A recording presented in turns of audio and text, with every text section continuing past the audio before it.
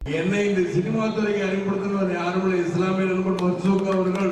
இந்த இருக்கு பக்கத்தில் 50 ஊர் சேனா சிலிப்சன் மதுரையில மேலாவுடைய மேலாவுடைய அவருடைய ஆபீஸ்கள் தான் நான் இருப்பேன். அவர் என்னை அறிமுகப்படுத்தினார். ரைட், அவருடைய நன்றி சொல்றதுக்கு இங்க வருவோமே. அப்படிதான் என்னுடைய அன்பு நண்பன் எத்தனையோ பேர் இருக்கீங்க, நீங்க இல்லைன்னு இப்ராஹிம் பார்த்துட்டு தான் இருக்கு. அந்த அன்பனுடைய இப்ராஹிம் உடம்பு தெரிஞ்ச அவன் ஏதோ அண்ணா போனேங்கிறா என்னமோ ஏதோ இருந்தாலும் என்னுடைய நண்பன் நான் விட்டு கொடுக்க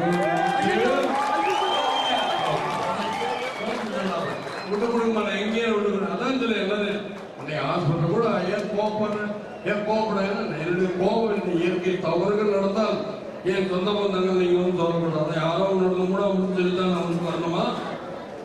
அப்ப என் நண்பன் முதலே நீங்க எது முதலே நீங்க சொல்லி நான் எல்லாம் பண்ணிருப்பேன். சொல்லாமே நான் டாக்டர்கள் எல்லாரும் நடப்பேன். ஆக எல்லாரும் நீங்க வந்து சொல்றீங்க இருந்தா நோம்பு திறக்கிறேன், இருந்தா நோம்பு திறக்கிறேன்னு நீங்க எல்லாரும் கூட்டு போறாங்க. என் நண்பன் இப்ராஹிம் நான் திரும்பவும் பேசணும். அந்த கூட்டு பிரார்த்தனை நீங்க எல்லாரும் செய்வீங்களா? செய்யணும் என்பது இந்த நோம்பு. அதுதான் இங்க வந்திருக்கிறேன். இஸ்லாமிய சமுதாய நாட்டு உங்களை எல்லாம் கெஞ்சி கூத்தாடி கேட்கிறேன். என்ற நண்பருக்காக நீங்க அனைவரும் நிச்சயமா கூட்டு பிரார்த்தனை பண்ணணும். உங்கள் தாழ்மையோடு கேட்டுக்கிறேன். ஏன் இதை கேட்கிறேன்? என்னடா இங்க ஒண்ணா இஸ்லாம் ஒரு அப்பப்ப ஏதாவது சொன்னா அல்லாம அதையும் சொல்ற. அதே மாதிரிதான் குர்ஆன் நீங்க படிச்சிருக்கீங்களோட என்ன வந்தோன்னா சிங்கை சின்னம், அதாவது மாவட்டத்தில்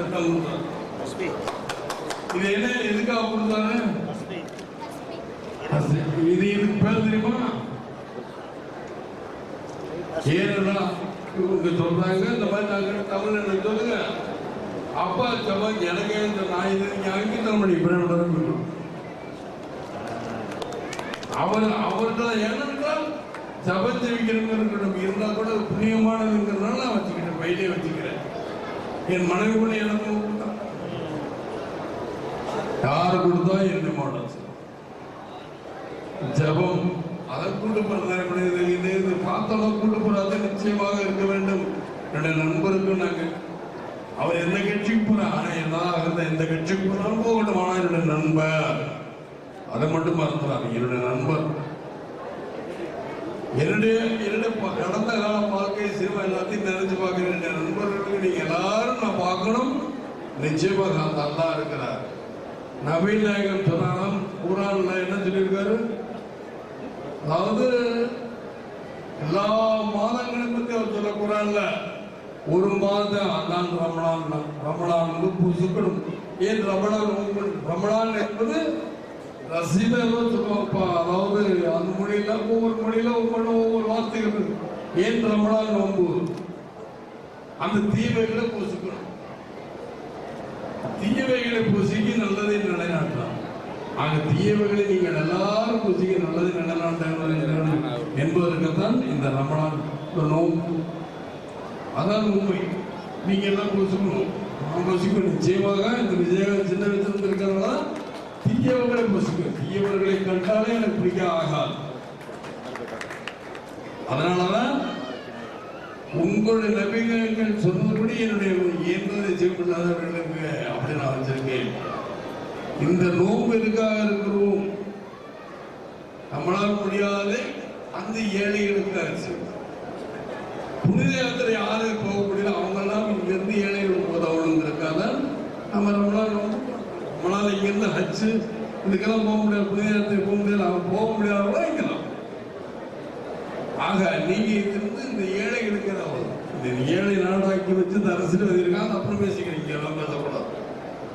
இங்க பேசுறது நோன்பு திறக்கிறது.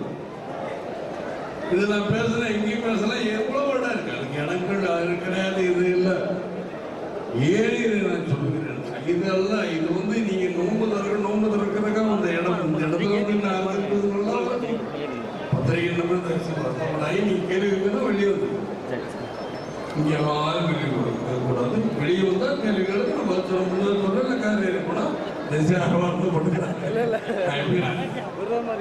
ஏழு சொல்றேன்னா நான் மனசாப்பட்ட பேசுறேன். தப்பா எடுத்துக்கிறேன் என்னுடைய தொண்டர்களே, என்னுடைய தோழர்களே, யாருமே இஸ்லாமிய சகோதரி யாரும் இன்னைக்கு தான் மாறி இஸ்லாமிய நண்பர்கள் முஸ்லீம், நான் முஸ்லீம் என்னென்னமோ சொல்லிக்கிட்டே இருக்கேன்.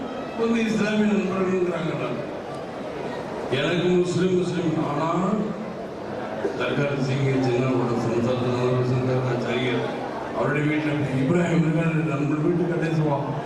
யாராவது போக முடியுமா? ஒரு இந்து நாள் யாராவது அடுப்பாங்கரைக்கு போக முடியுமா? நாம் செதுவே முஸ்லீம் வீட்டுக்குள்ள அதுதான் விஜயகாந்த்.